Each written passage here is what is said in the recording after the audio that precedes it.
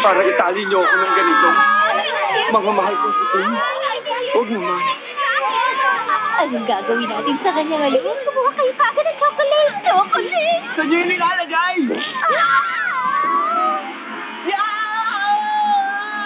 Ang daan patungo sa pagiging tunay na dalaga.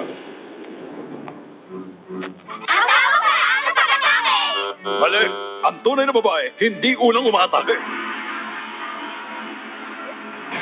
Ranmaro, okay ka lang? Kyohei! Ang pangit naman ng sitwasyon mo rito. Mukha kang may murder scene dito sa infirmary kung hindi mo makikitang may nagno-nosebleed. Ano na, Ranmaro? Kaya mo pa? Oo, natakot lang ako kanina. Ayun! Nakita ko na si Kyohei! Nandito silang dalawa! Takbo na! Saan ako pupunta?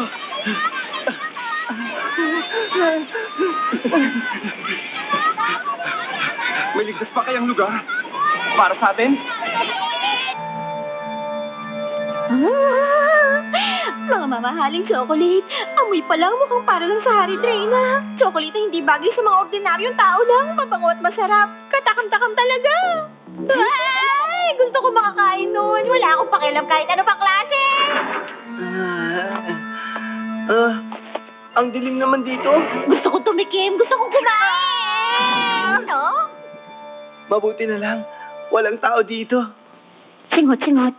Amoy chocolate. Yuki, dito ka pala nagtatago. Salamat na mukhang okay ka naman. Singot-singot.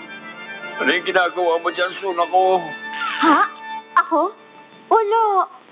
Huh? Nasaan yung chocolate? Chocolate? Nasaan yung chocolate na? Wala kami tinanggap kahit isa. Oh? Oh? Oh? Oh? Ang sabi, inilagay daw ng mga teacher sa isang bakanteng classroom ang lahat ng chocolate. Hindi rin naman namin makakain lahat yun eh. Sorry, ha? Bakanting classroom. Nasa loob ng isang bakanting classroom ang lahat ng chocolate. Sandali, Suna ko! Bumubuksan yan! Delikado, pag lumabas ka!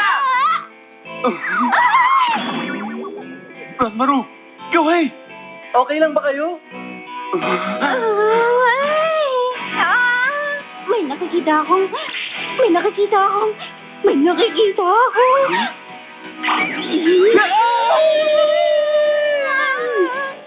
Yung nasa bulsa mo, sa dibdib. Ano nandyan? Meron siguro naglagay kanina habang nagkakagulo kami. Gusto mo? Mahilig ka pala sa chocolate. Sobra, asin grabe talaga. Eto, sa'yo na lang. Sa wakas,